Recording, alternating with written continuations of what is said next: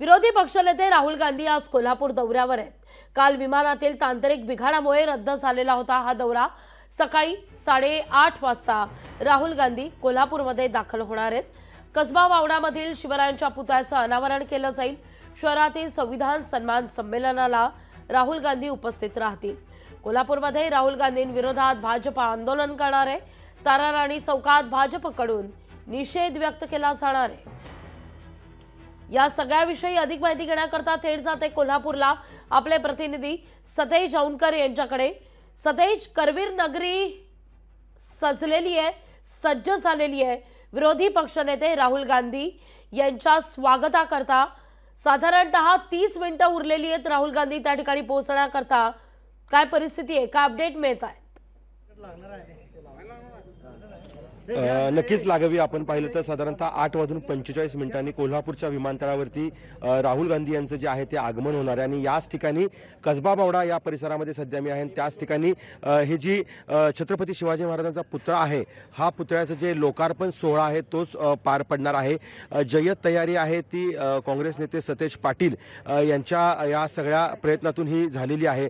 संपूर्ण परिसर आहे तो फुलांनी सजवलेला आहे आणि याच ठिकाणी या स्टेजवरून राहुल गांधी आहेत ते कोल्हापूरकरांना मार्गदर्शन देखील करणार आहेत। एकूणच जर पाहिलं तर या संपूर्ण परिसराचं सुशोभीकरण आहे ते करण्यात आलेलं आहे। फुलांच्या माळा लावण्यात आलेल्या आहे। LED लाईट्स देखील या ठिकाणी लावण्यात आलेल्या आहे। फटाक्यांची आतिषबाजी देखील पुतळा अनावरण सोहळ्यावेळी करण्यात येणार आहे। साधारणतः 10,000 लोक बसतील अशी व्यवस्था देखील या ठिकाणी करण्यात आल्याचं आपल्याला दिसून येते। आणि एकूणच जर पाहिलं तर कोल्हापूर पोलिसांचा कडेकोट जो बंदोबस्त आहे तो कालपासून या ठिकाणी तैनात असल्याचं देखील दिसून येते। अगदी भव्य दिव्य आणि असं सुंदर असं स्मारक जे आहे पूर्णाकृती पुतळा आहे आणि त्याचा संपूर्ण परिसराचं जे सुशोभीकरण केलेलं आहे ते अत्यंत सुंदर असल्याचं जे आहे ते सांगितले जाते आणि त्यामुळेच राहुल गांधी यांच्या हस्ते या पुतळ्याचं जे आहे ते लोकार्पण होतंय। यानंतर छत्रपती राजर्षी शाहू महाराज यांच्या समाधीस्थळी देखील राहुल गांधी अभिवादन करण्यासाठी जाणार आहेत। त्यानंतर संविधान सन्मान संमेलन जे आहे त्या संमेलनाला देखील उपस्थित राहणार आहेत। एकूणच पाहिलं तर 12 वाजेपर्यंत हे संमेलन आहे ते संपून राहुल गांधी पुन्हा एकदा दिल्लीकडे जाणार आहेत।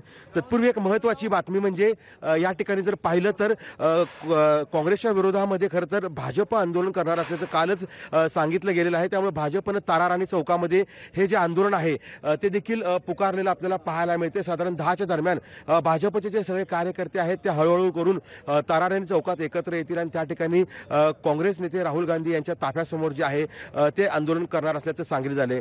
त्यामुळे एकूणच जर पाहिलं तर काँग्रेस नेते सतेज पाटील यांच्या या पुढाकारातून हा सगळा पूर्णाकृती पुतळा आहे तो कसबा बावड्याचं जे एक लुक जो आहे तो बदलणार आहे आणि आज ओपनिंग जे आहे ते राहुल गांधी यांच्या हस्ते या ठिकाणी होतंय। काँग्रेस नेते महाराष्ट्रातील देखील नेते या ठिकाणी उपस्थित आहेत। महाराष्ट्राचे प्रभारी चेनीतल्ला असतील, इतर देखील काँग्रेस नेते या ठिकाणी रात्री उशिरा देखील दाखल झालेले आहेत आणि आज या सगळ्या कार्यक्रमाला ते हजेरी देखील लावणार आहेत। 38 मान्यवर आहेत, त्यांचे पासेस आहेत, ते या ठिकाणी खरं तर स्टेजवरती उपस्थित राहतील आणि साधारणतः 10 ते 15 दरम्यान हा कार्यक्रम सुरू होईल। निश्चित सतेज, तुर्तास धन्यवाद तुम्ही दिलेल्या एकूणच या सविस्तर माहिती करता। लोकशाही मराठी ऐका, पहा, जागरूक रहा।